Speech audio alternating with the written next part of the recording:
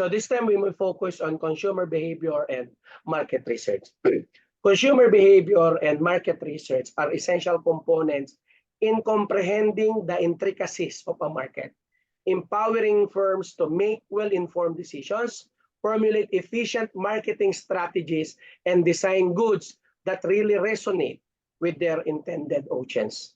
Consumer behavior refers to the examination of how people, groups, and organizations make choices regarding the selection, acquisition, utilization, or disposal of items and services. An in-depth analysis of consumer behavior entails examining elements such as cultural impacts, societal conventions, individual drives, and psychological mechanisms.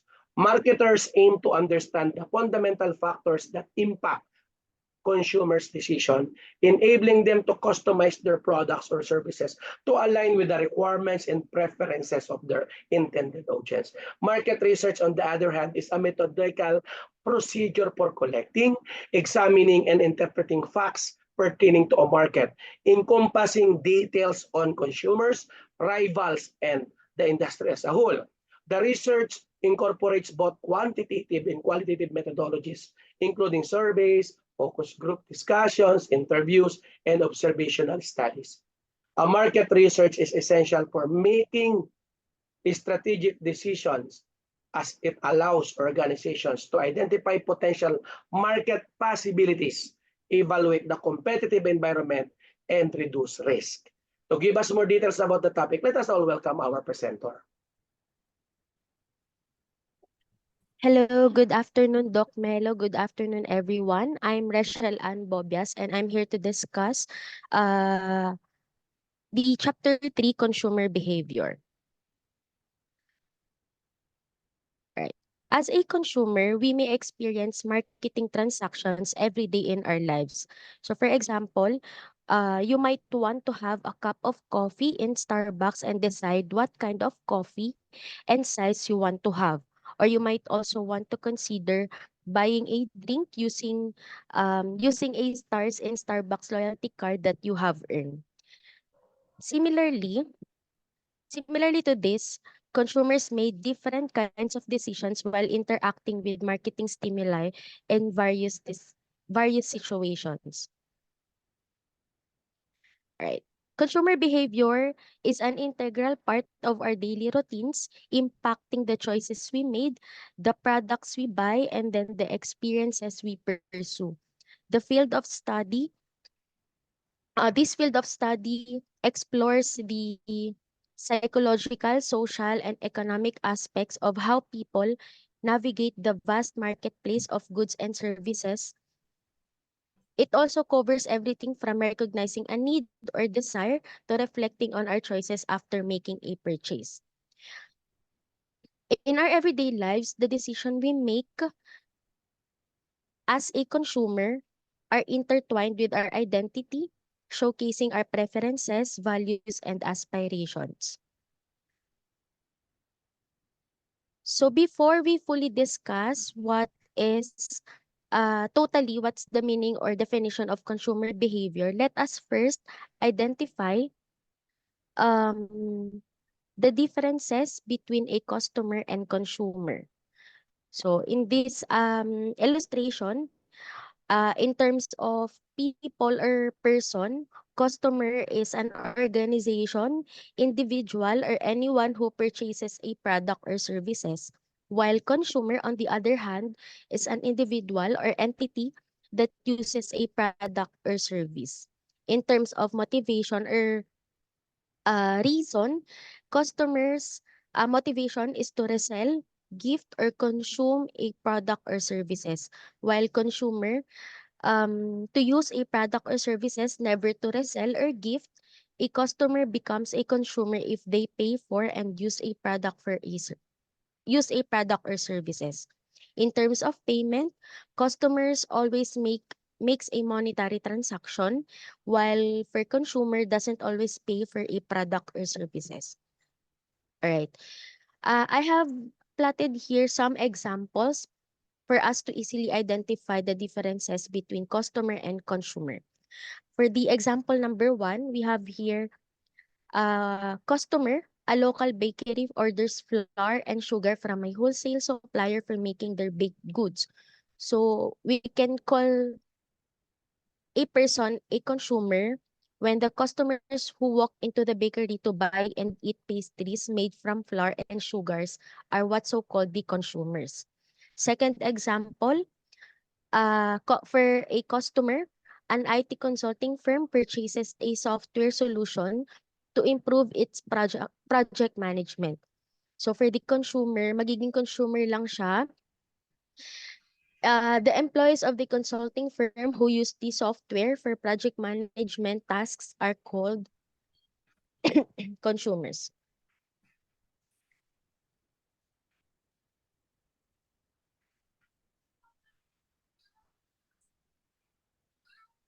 Yeah. Customer behavior, also known as the consumer behavior, refers, so as what Doc Nello mentioned, refers to the examination of customers, specifically those within a specific target market, and their decision-making process in relation to the selection, utilization, and disposal of products and services. Consumer behavior includes not only buying of tangible products such as coffee, books, or other products, but it also includes the use of consumer services activities and experiences,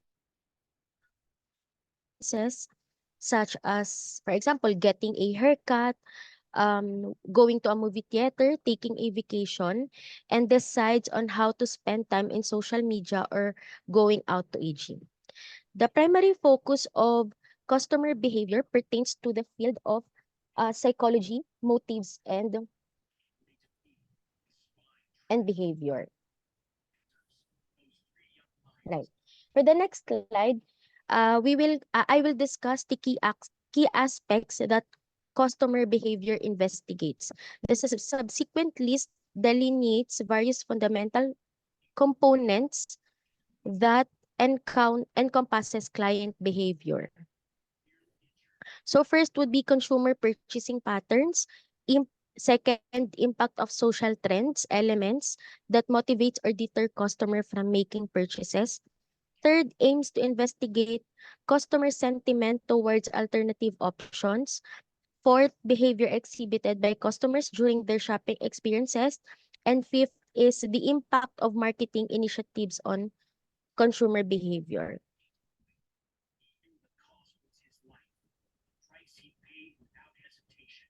Right. To further explain the key aspects, I have listed down items that is being investigated on consumer behavior. So first is the needs and desire. So when we say needs and desire, um, this this concludes the what are the fundamental needs and desires that drive customers to make a purchase. Second is the decision-making process. So where do customers gather informations about products or services before making a decision? Third is product features. Which features of a product or services are most appealing to customers? Are there specific brands that customers prefer over others? Fourth is the channel preferences. So do customers prefer purchasing ba through a certain channel like online, or they prefer ba sa physical store or through their mobile app? Fifth is the customer segmentation. Um, According to demographics, so analyzing age, gender, income level, education to understand different customer segments. And then the psychographics, examining lifestyle, values, interests, and attitudes to segment customers based on psychological factors. So of course, when we are entering or venturing into a business, syempre hindi naman tayo meron tayong always na target market.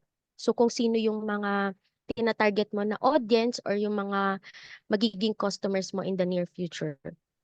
Six is customer loyalty and retention, repeat purchases. So dito inaaral din, in-investigate kung ano ba yung mga products or services na paulit-ulit na pinurchase ng ng person, ng people. Brand loyalty, how attach our customers to a particular brand. Retention strategies, what strategies can be implemented to retain existing customers? 7 is frequency. So yun nga, how often do customers make purchase? Is it seasonal patterns or are there any specific times of the year when purchase increase or decrease? 8 is the influence of external factors. So when we say external factors, these are the economic conditions, cultural trends, technological changes. So later on, we'll discuss pa those external factors. 9 is the online reviews. What are the customers saying about the product or service online? We have the customer surveys rating. So, ayun, at I'm sure familiar kayo kapag magbabay tayo ng mga products through online. So, mas okay yung may mga magandang reviews before we purchase the product. 10th is the social media engagement. How do customers engage with the brand on social media? Influencer impact. Do influencers play a role in shaping customers' opinions? 11th is the competitor analysis. 12, market trends. Quality of service, and then the problem resolution, or how effectively are customer issues resolved.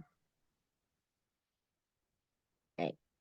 Next would be the importance of examining customer behavior. So, dito sa customer behavior, hindi lang nagbe-benefit yung customers, but most likely yung mga enterprises din o yung mga seller. First importance is that the examination of consumer behavior provides valuable insights into the characteristics and preferences of customers, enabling organizations to effectively target and meet their needs. Enterprises can effectively pinpoint shortcomings in the products. Fourth, provides marketers with the opportunity to enhance the effectiveness of their product presentations. Fifth, enables firm to optimize their marketing strategies and foster long-term customer loyalty.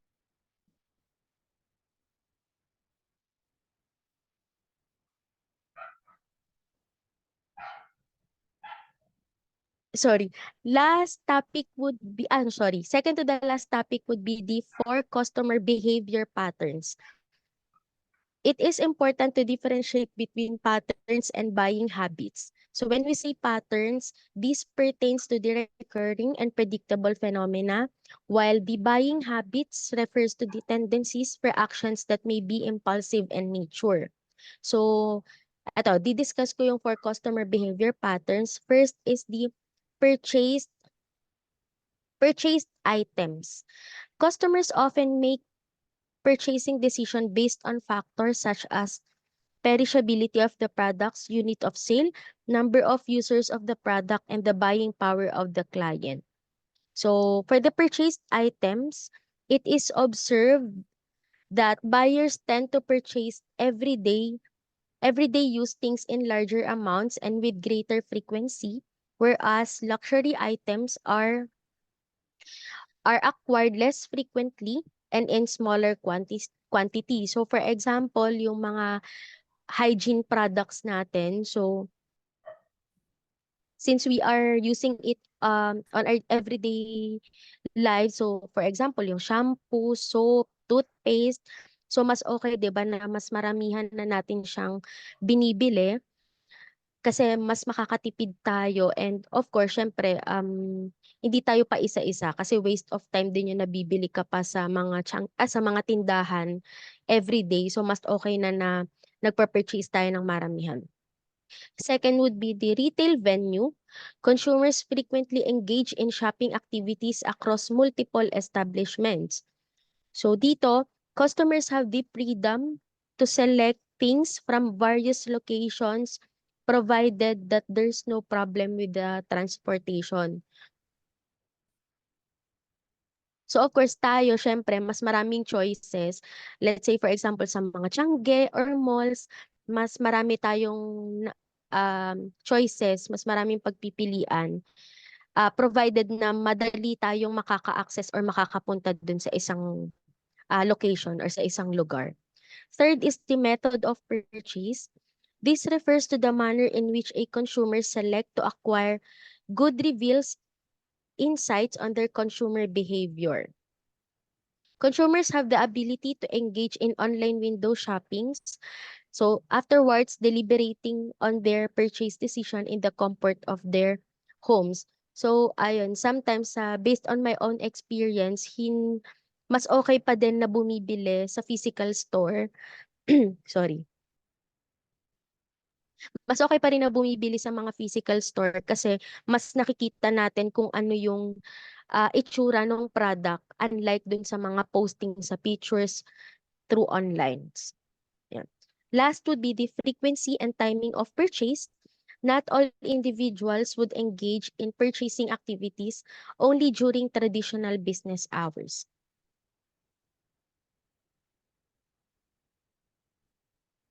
The last topic that I will discuss is about the factors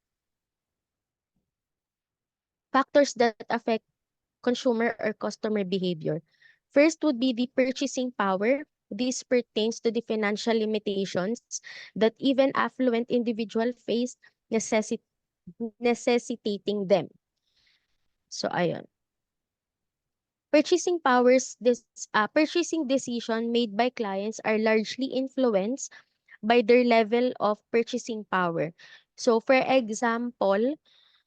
um, for example, person A has a higher level of purchasing power, meaning he has a comfortable income and financial resources. So as a result, person A may consider purchasing a high-end smartphone with advanced features, a premium brand, and the latest technology. While on the other hand, person B who has a more limited purchasing power due to a lower income or financial constraints, he may opt for a mid-range or budget smartphone that fits within their budget constraints. So yun yung example ng purchasing power. So not all naman can afford to buy a specific product lalo na kung mahal siya. So yun nga, like one example is yung sinabi ko kanina. Second would be the marketing campaigns. Marketing campaigns are strategic initiatives undertaken by organizations to promote their products or services to a target audience. So in today's modern world, marketing campaigns can be done through different channels such as Facebook, Instagram, Shopee, Lazada, and more. So we also have this called the ad boosting. So ayun yung minsan nag-scroll ka na lang sa Facebook or IG tas meron na lang mga susulpot na mga ads. So yun yung mga tinatawag natin na ad boosting wherein yung products or services will be visible to a larger target customer or audience. Okay. Third would be the personality traits. This influenced by individual's background and upbringing. So from the word itself, personality. So let's say for example, if you're an extrovert type of person, you may prefer shopping in bustling markets or tiangge with social interactions. Yon, especially if there are sales and markdown items. While if you're an introvert type of person, most likely i-research mo muna yung isang product before making a purchase, seeking detailed information and reviews to other people's. Fourth is the personal preferences. This includes the selection of products by customers frequently hinges upon their individual preferences. So, bigay tayo ng example. As an illustration, individuals adhering to vegan lifestyle refrain from purchasing things derived from animals. So most likely yung ipe-purchase nito would be vegetables, fruits. Yan. Then for instance, they may opt to,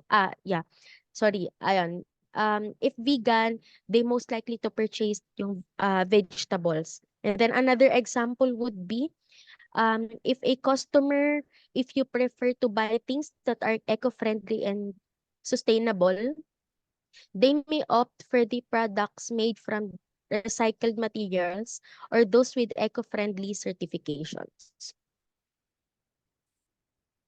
Fifth is the economy. So isa din yan sa mga factors that affect customer behavior. Favorable economic conditions tend to foster a greater willingness among customers. During an economic downturn or when there's an inflation, customers are more likely to become more budget conscious. They may prioritize essential purchase and cut back on discretionary spending. So for example, if there's an inflation or mataas yung price ng meat, 'di ba, people have also the options to purchase vegetables which is cheaper than meat. Sixth is the group influence. This plays a significant role in shaping individuals' purchasing and usage decisions as it encompasses both peer pressure and the effect of other people's opinion. Okay. For the group influence, customers often rely on recommendations from their social circles. If a group of friends or family members recommends a product or service, tendency would be it's more likely to consider and trust that recommendation. So dito napapasok yung FOMO or the fear of missing out. So syempre minsan due to peer pressure and ayaw natin na ma-left out, may mga times na talagang nahahawa na tayo kung ano man yung mga binibili no circle of friends natin. Not only with the friends, but of course with our families. So let's say for example, sa group of friends mo, most of them are using Apple brands, Apple products, naka-iPhones, ganyan. And then due to peer pressure and provided na afford mo naman to buy that product, of course, mai-influence ka na bumili ng product since proven and tested na yun ng mga friends mo. So, but of course, hindi siya applicable most of the time kasi baka mamaya due to peer pressure kahit hindi na natin afford yung isang product or services, um, pinupush pa din natin yung sarili natin. So, kailangan still afford pa din natin siya. And then last would be the social trends. Influences by group dynamics play a significant role in shaping societal norms and determining what is considered popular and socially acceptable. So for example, yung social trend natin would be being eco-friendly. 'Di ba? So ayun, sustainability as a social trend. So, with the rising awareness of environmental issues, customers are increasingly inclined to choose products and brands that are aligned with the social trends with sustainable and eco-friendly practices. This includes products made from recycled materials, minimal packaging. So, yun, uso ngayon yung minimalist, aesthetic, and commitment to reducing environmental impact. And that concludes my report. Thank you for listening, Doc, and everyone. Thank you. This is the continuation of Ms. Bobia's discussion from Module 3. So, customer behavior and market research. So, how market research helps businesses understand customer behavior? The process of conducting market research allows organizations to gain comprehensive insights into all aspects of client behavior. Market research encompasses various components that can significantly contribute to the enhancement of marketers' ability to execute more impactful campaigns. To begin with, market research comprises a diverse range of studies, including secondary research, primary research, quantitative research, and qualitative research. So first, example of this is using techniques and methods like surveys and questionnaires, focus groups, interviews, observation, competitor analysis, data analysis, social media listening, etc. Survey serves as a valuable tool for market researchers, enabling them to make informed judgment in a systematic manner by facilitating the creation of customer behavior analysis report. So, for example of this is survey for market research are a dependable way to learn more about the people who really matter. So, your target audience. Stated differently, survey aid market researchers in learning more about both present and potential clients. The study examines the behavioral patterns of consumers during the stages of research, product browsing, and purchase.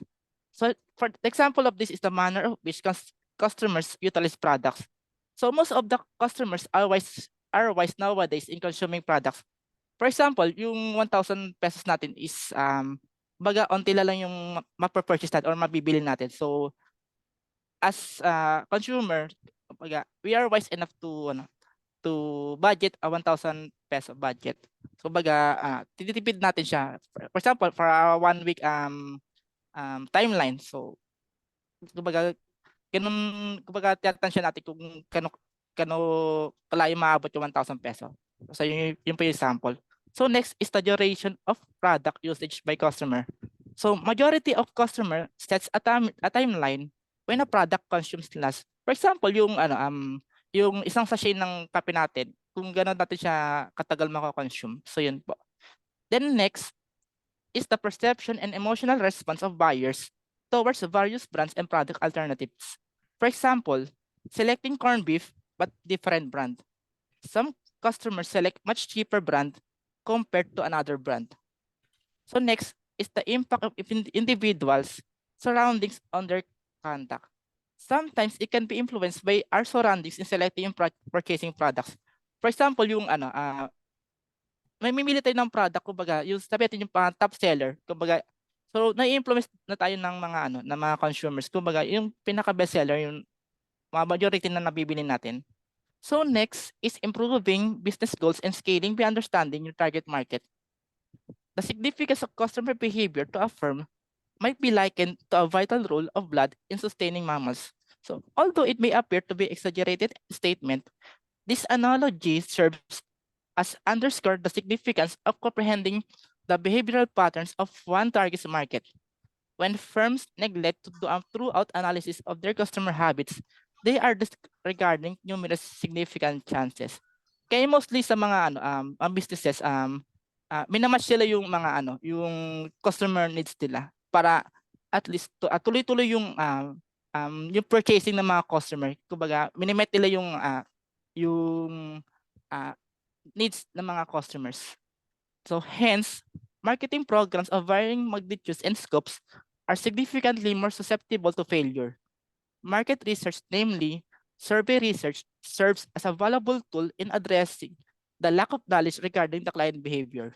Surveys allow researchers the flexibility to investigate various factors and patterns pertaining to customer behavior, thereby equipping them with valuable insights on the shopping habits of clients throughout the journey. Certainly, when a company wants to grow by understanding its target market, it often establishes particular goals that are connected with acquiring deeper insights into its audience and using that understanding for growth. So next is psychological factors influencing customer behavior. Psychological factors play a significant role in influencing customer behavior, shaping how individuals make purchasing decisions and interact with products and services. So here are some key psychological factors that influence customer behavior. So number one is perception. Consumers' perception of a product or service greatly impacts their purchasing decision. Perception involves how individuals interpret and make sense of sensory information like sight, sound, taste, touch, and smell. So, for example, of this is marketers compete for customer attention and loyalty by employing selective perception, psychology to develop ads, brands, and messages that are capture and hold consumers' favorable attention. Consumers utilize selective perception to filter and store incoming information and ideas. So next is motivation. Consumer motivation refers to the internal needs desires, and goals that are drive individuals to take action. Maslow's hierarchy of needs theory suggests that consumers seek to fulfill basic psychological needs like food, shelter, safety needs, social needs, esteem needs, and self-actualization needs. Marketers can tap into this motivation to create products that cater to specific needs. People are motivated internally to seek out and purchase goods and services that satisfy both conscious and unconscious needs and desires. When those demands are met, they may be inspired to repurchase an item or look for an alternative product or service to better meet their needs. So next is attitudes and beliefs. Consumer attitudes are feelings and evaluation about products, services, brands, or companies. Attitudes are shaped by beliefs which are formed through personal experiences, cultural influences, and exposure to marketing messages. Positive attitudes can lead to favorable purchasing decision. So they have an impact of consumers' perception, processing, and reaction marketing communications, which in turn affects their loyalty and purchasing decision. So next is perceived risk. Consumer assess the potential risks associated with a purchase, including financial risk, performance risk, social risk, and psychological risk. Managing perceived risk through clear communication and offering warranties or guarantees can influence decision. So when customers purchase a goods or service for your business, they seek as uncertainty. Recognize that the issue that worry customers so that you can address them. So next is learning and conditioning. Customers learn from their experiences and interaction with products.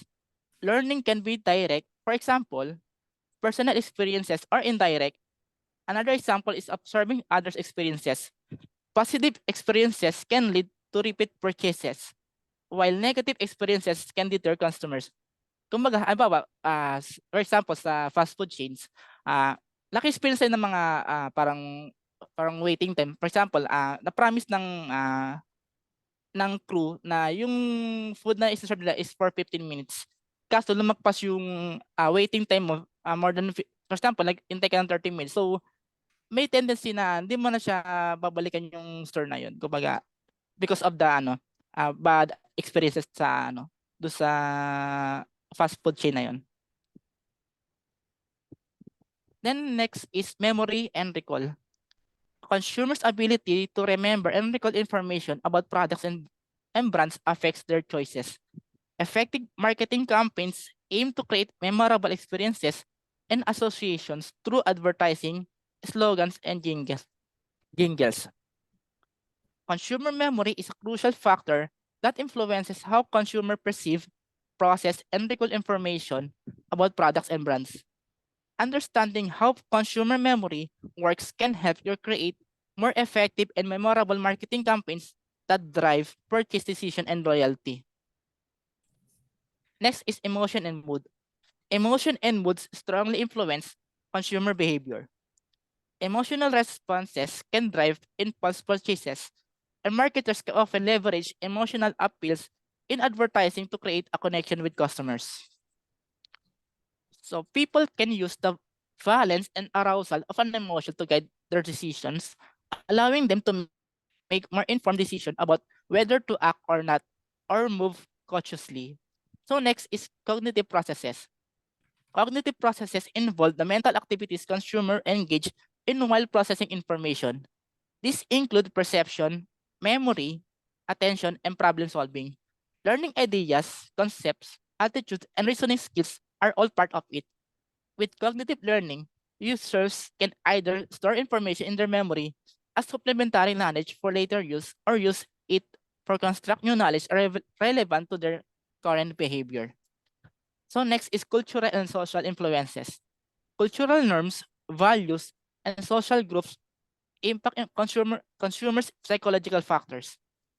Consumers often make purchasing decisions influenced by their desire to conform to social norms or belong to certain social groups. Cultural factors include the basic values, needs, wants, preferences, perceptions, and behaviors that are observed and learned by by a consumer from their family members and other important people around them. So last is cognitive dissonance. After making a purchase, consumers may experience cognitive dissonance, a state of discomfort caused by a conflict thoughts.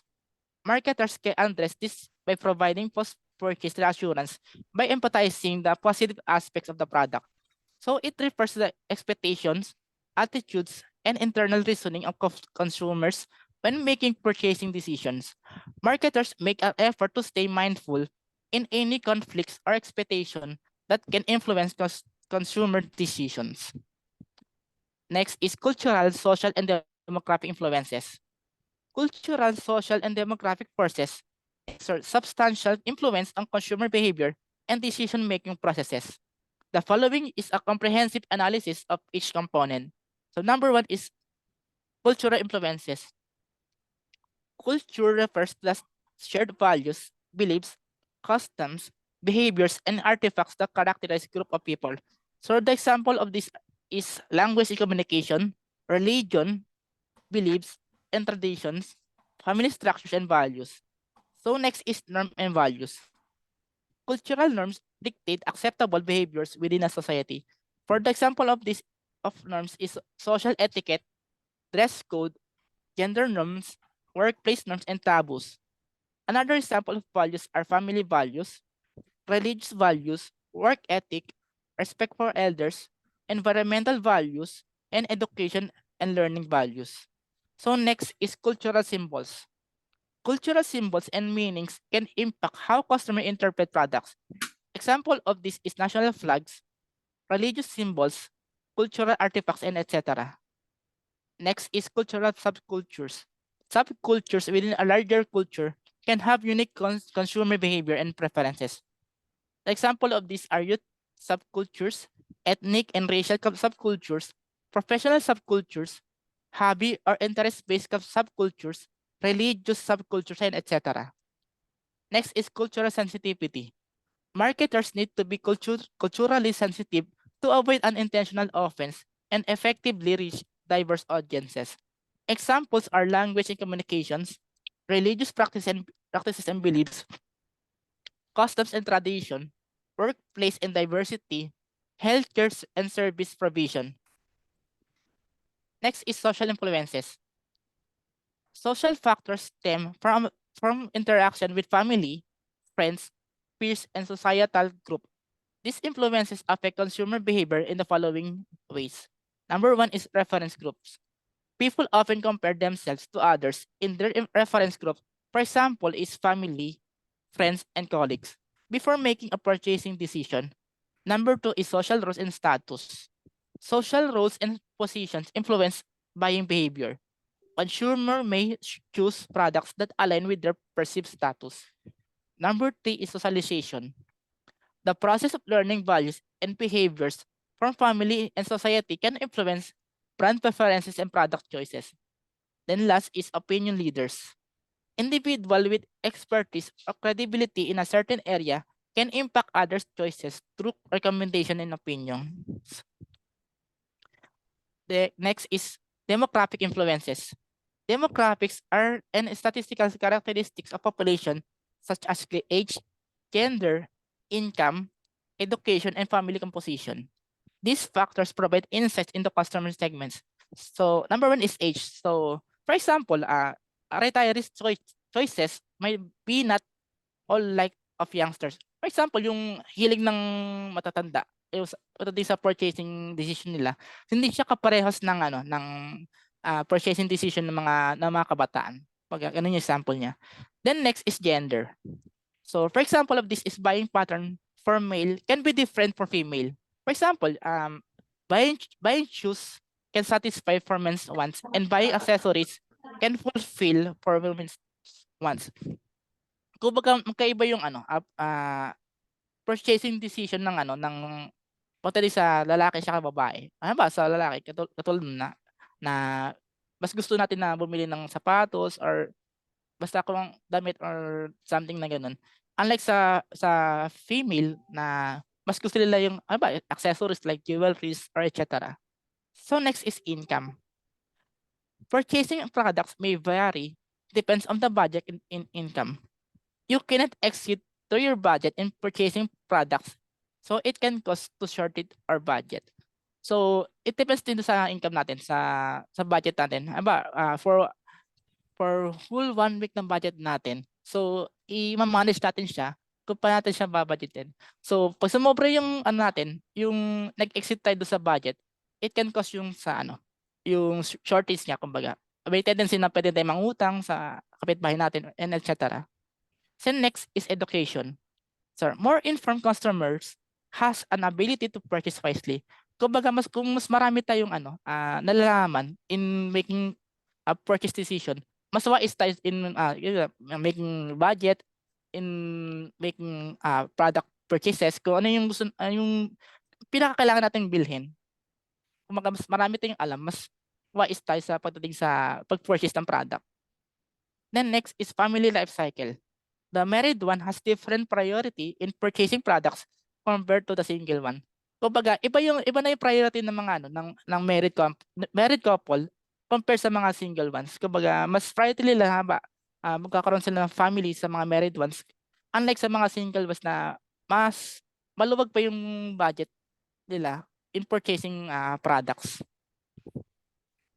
So next is market research methodologies and data analysis techniques. Market research methodologies and data analysis techniques are essential tools used to gather, analyze, and interpret information about customer preferences, behaviors, and market trends.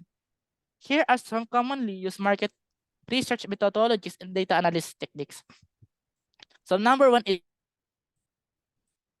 involve collecting data through structured questionnaire that participants fill out. So number two is focus groups. Focus groups involve gathering a small group of participants to discuss their opinion, attitudes, and perception about a product, service, or concept. Number three is interviews. In-depth interviews provide a qualitative insights by allowing researchers to have one-on-one conversation with participants to gather detailed information. Number four is observation research. Researchers observe and record consumer behavior in natural settings without direct interaction.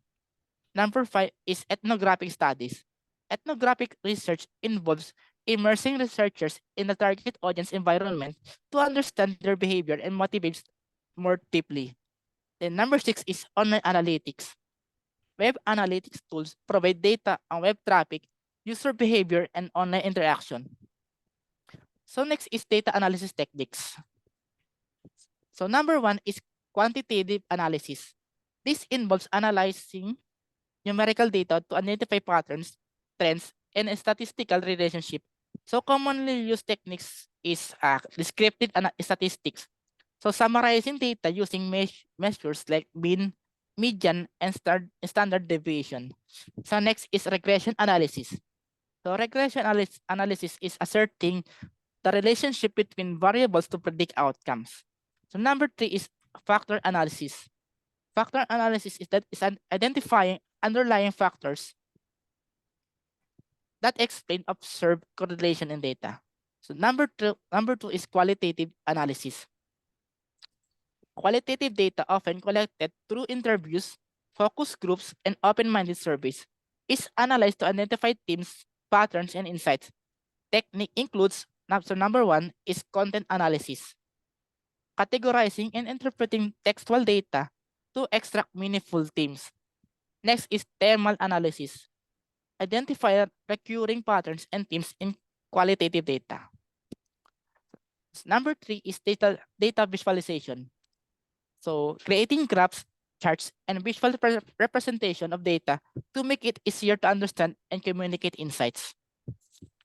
Number four is segmentation analysis. Dividing a market into distinct segments based on shared characteristics and behaviors to tailor marketing strategies. So number five is cluster analysis.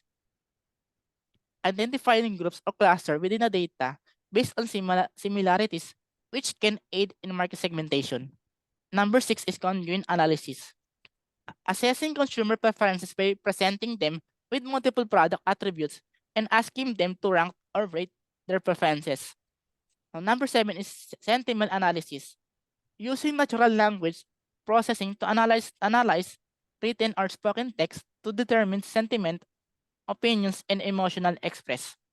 Then number 8 is geospatial analysis.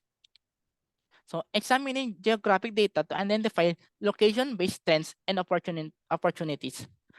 Market research approaches and data analysis techniques enable firms to acquire valuable sites, validate hypotheses, and inform decision-making. So next is customer insights and segmentation strategies. Customer insights are deep and comprehensive understanding of consumers' attitudes, behavior preferences, and needs. Here are some key aspects of consumer insights. So number 1 is behavior analysis. So understanding how consumers interact with products, websites, or services provide insights into their preferences and pain points. Number 2 is motivation and needs. So gaining insights into customers' underlying motivations and unmet needs helps businesses to create offerings that resonates. So number 3 is purchase patterns. Analyzing purchase history and patterns helps predict future behavior and tailor marketing efforts. Number 4 is segmentation. Identify and listing customer segments based on shared characteristics and behavior help target strategies effectively.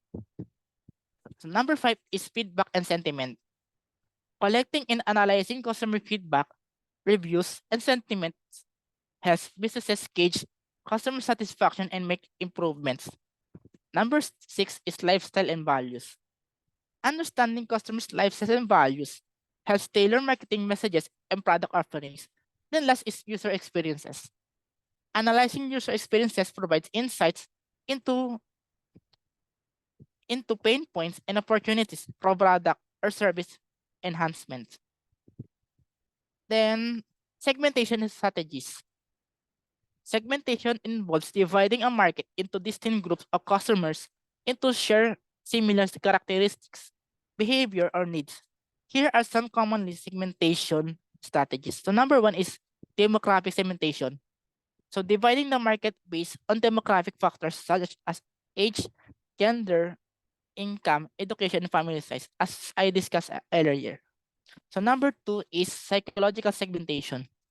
Segmenting based on psychological and lifestyle attributes, including values, attitudes, interests, and behaviors.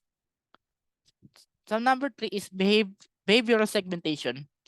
Categorizing consumer based on their behaviors, such as purchase frequency, loyalty, usage patterns, and brand interaction.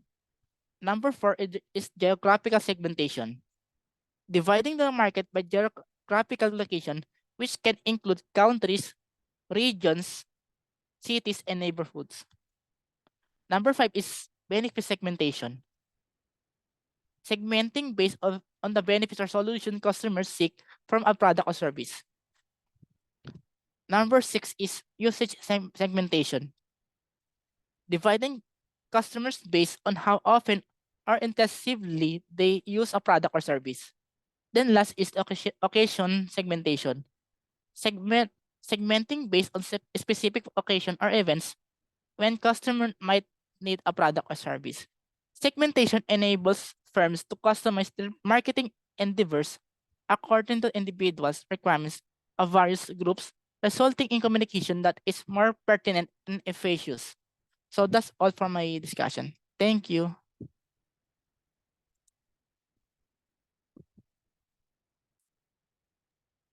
Okay.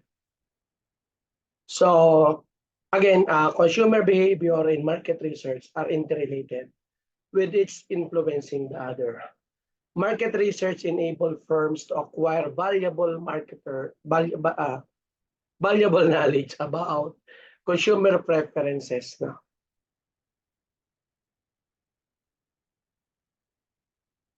Trends and purchasing behaviors. Marketers can utilize this knowledge to create precise tactics, no, that are in line with consumer behavior. For instance, an organization may employ market research to discern nascent patterns in the cosmetic sectors and thereafter customize its product innovation and promotional endeavors to cater to the preferences of consumers who are seeking environmentally sustainable or ethical produced items.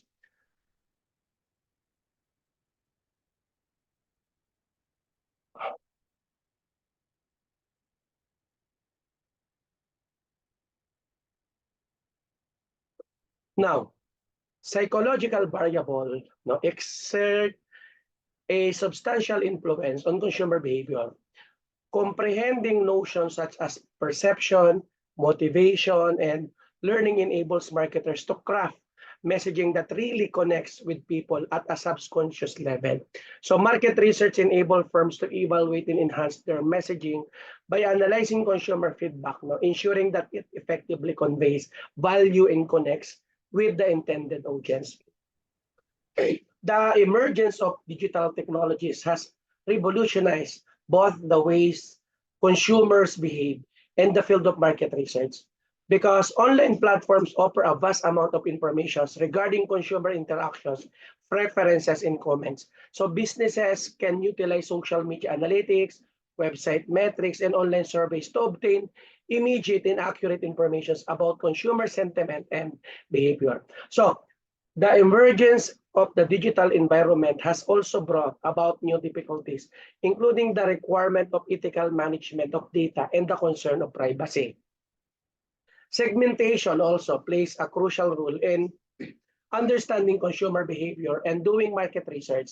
Segmenting consumer based on demographics, psychographics, or behavior enable organizations to customize their marketing strategy to various target groups.